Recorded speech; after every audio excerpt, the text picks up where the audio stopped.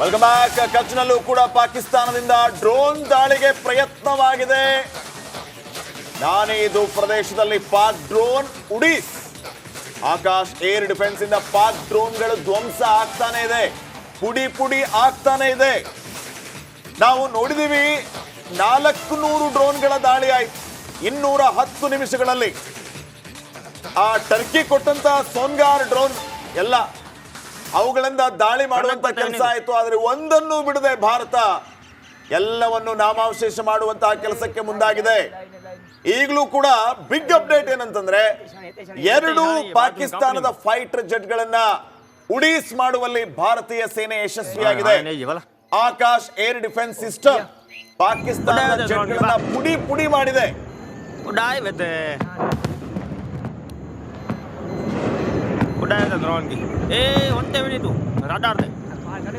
ಕನ್ನಕ್ ಬರ್ತೇವೆ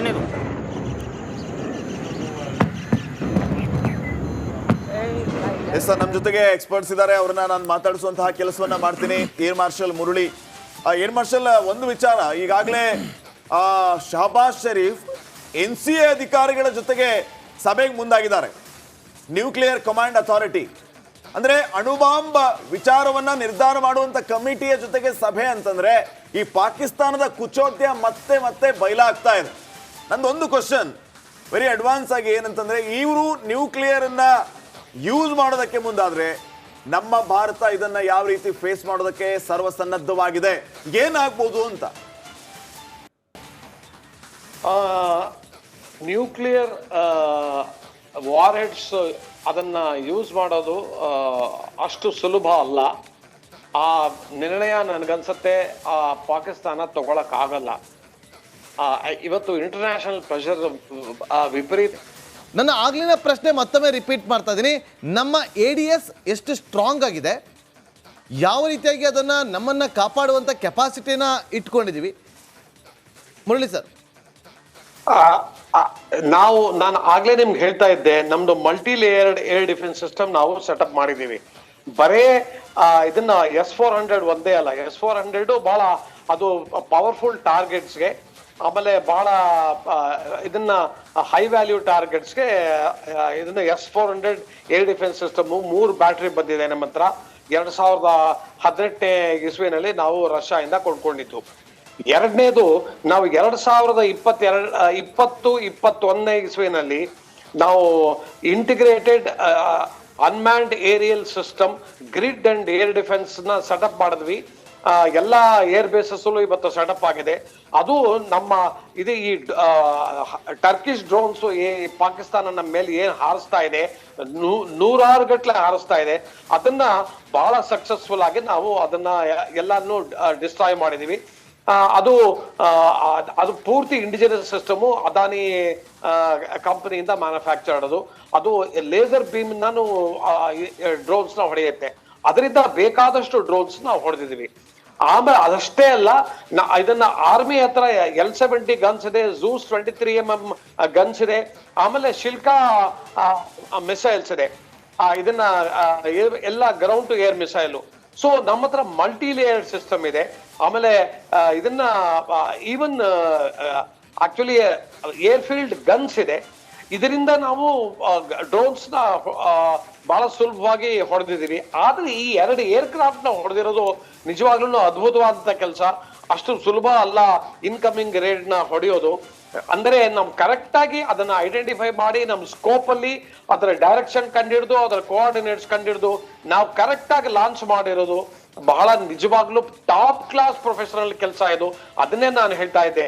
ನಾರ್ಮಲಿ ಇಂಥ ಒಂದು ಏರ್ ರೇಡ್ ಬಂದ್ರೆ, ಒಂದು ಇದನ್ನ ಏರ್ ಬೇಸ್ ಮೇಲೆ first thing that happens is, ನಾವು ಕಾಂಬ್ಯಾಟ್ ಏರ್ ಪೆಟ್ರೋಲ್ ಅಂತ ನಾವು ಆ ಏರ್ ಬೇಸ್ ಮೇಲೆ ನಾವು ರೆಗ್ಯುಲರ್ ಆಗಿ ಏರ್ಕ್ರಾಫ್ಟ್ ನ ಹಾರಿಸ್ತಾ ಇರ್ತೀವಿ. ಆ ಏರ್ಕ್ರಾಫ್ಟ್ ರೆಡಿ ಆಗಿರುತ್ತೆ, ಯಾವ್ದಾದ್ರು ಇನ್ಕಮಿಂಗ್ ರೇಡ್ ಬಂದ್ರೆ ಅದನ್ನ to engage with air to air missile. But ಈ ಸಲ ಆತರ ಆಗಿಲ್ಲ. ಇದರಲ್ಲಿ ನಾವು ಬಾಲಕೋಟ್ ಸ್ಟ್ರೈಕ್ ಆದ್ಮೇಲೆ ಅವ್ರು ಏನ್ ನಮಗೆ ಸ್ಟ್ರೈಕ್ ಮಾಡಿದ್ರು, ಆಗ ನಮ್ಮ ಕಾಂಬ್ಯಾಟ್ ಏರ್ ಪೆಟ್ರೋಲ್ಸ್ ರೆಡಿ ಆಗಿತ್ತು. ಬೈಸನ್ ಏರ್ಕ್ರಾಫ್ಟ್ MiG-21 ಆದ್ರೆ ಈ ಸರಿ ಗ್ರೌಂಡ್ ಟು ಏರ್ ಮಿಸೈಲ್ ಹೊಡೆದ್ಬಿಟ್ಟು ಎರಡು ಏರ್ಕ್ರಾಫ್ಟ್ ನ ಹೊಡೆದಿದ್ದಾರೆ. ನನ್ಗನ್ಸತ್ತೆ ಅವರು ಮಲ್ಟಿಪಲ್ ಏರ್ಕ್ರಾಫ್ಟ್ ಇಂದ they were trying to target Srinagar air base.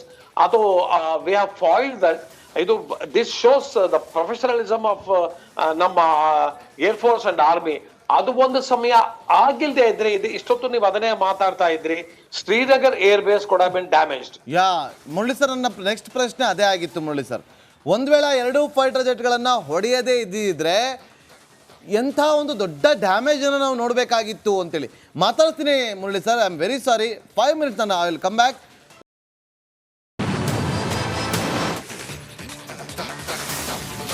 Welcome back. ಕಚ್ನಲ್ಲೂ ಕೂಡ ಪಾಕಿಸ್ತಾನದಿಂದ ಡ್ರೋನ್ ದಾಳಿಗೆ ಪ್ರಯತ್ನವಾಗಿದೆ. ನಾನೀದು ಪ್ರದೇಶದಲ್ಲಿ ಪಾಕ್ ಡ್ರೋನ್ ಉಡೀಸ್. ಆಕಾಶ್ ಏರ್ ಡಿಫೆನ್ಸ್ ಇಂದ ಪಾಕ್ ಡ್ರೋನ್ಗಳು ಧ್ವಂಸ ಆಗ್ತಾನೆ ಇದೆ, ಪುಡಿ ಪುಡಿ ಆಗ್ತಾನೆ ಇದೆ. ನಾವು ನೋಡಿದೀವಿ 400 ಡ್ರೋನ್ಗಳ ದಾಳಿ ಆಯ್ತು 210 ನಿಮಿಷಗಳಲ್ಲಿ. ಆ ಟರ್ಕಿ ಕೊಟ್ಟಂತ ಸೋನ್ಗಾರ್ ಡ್ರೋನ್ ಎಲ್ಲ ಅವುಗಳಿಂದ ದಾಳಿ ಮಾಡುವಂತ ಕೆಲಸ ಆಯ್ತು. ಆದ್ರೆ ಒಂದನ್ನು ಬಿಡದೆ ಭಾರತ ಎಲ್ಲವನ್ನು ನಾಮಾವಶೇಷ ಮಾಡುವಂತಹ ಕೆಲಸಕ್ಕೆ ಮುಂದಾಗಿದೆ. ಈಗಲೂ ಕೂಡ ಬಿಗ್ ಅಪ್ಡೇಟ್ ಏನಂತಂದ್ರೆ 2 ಪಾಕಿಸ್ತಾನದ ಫೈಟರ್ ಜೆಟ್ಗಳನ್ನ ಉಡೀಸ್ ಮಾಡುವಲ್ಲಿ ಭಾರತೀಯ ಸೇನೆ ಯಶಸ್ವಿಯಾಗಿದೆ.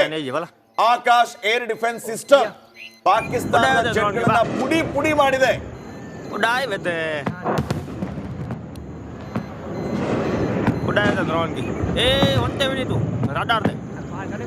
ಕನ್ನಕ್ ಬರ್ತೇವೆ ನೀರು.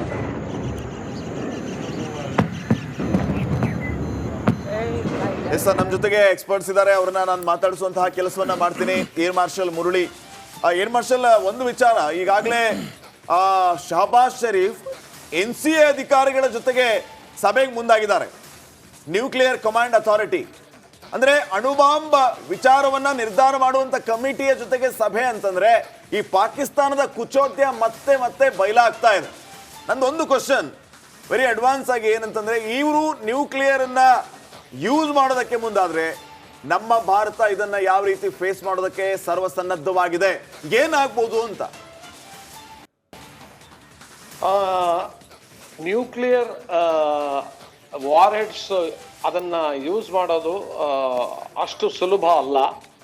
ಆ ನಿರ್ಣಯ ನನಗನ್ಸತ್ತೆ ಪಾಕಿಸ್ತಾನ ತಗೊಳಕ್ ಆಗಲ್ಲ. ಇವತ್ತು ಇಂಟರ್ನ್ಯಾಷನಲ್ ಪ್ರೆಷರ್ ವಿಪರೀತ. ನನ್ನ ಆಗ್ಲಿನ ಪ್ರಶ್ನೆ ಮತ್ತೊಮ್ಮೆ ರಿಪೀಟ್ ಮಾಡ್ತಾ ಇದ್ದೀನಿ. ನಮ್ಮ ADS ಎಷ್ಟು ಸ್ಟ್ರಾಂಗ್ ಆಗಿದೆ, ಯಾವ ರೀತಿಯಾಗಿ ಅದನ್ನು ನಮ್ಮನ್ನು ಕಾಪಾಡುವಂಥ ಕೆಪಾಸಿಟಿನ ಇಟ್ಕೊಂಡಿದ್ದೀವಿ ಮುರಳಿ ಸರ್? ನಾನು ಆಗ್ಲೇ ನಿಮ್ಗೆ ಹೇಳ್ತಾ ಇದ್ದೆ, ನಮ್ದು multi layered air defence system ನಾವು ಸೆಟಪ್ ಮಾಡಿದೀವಿ.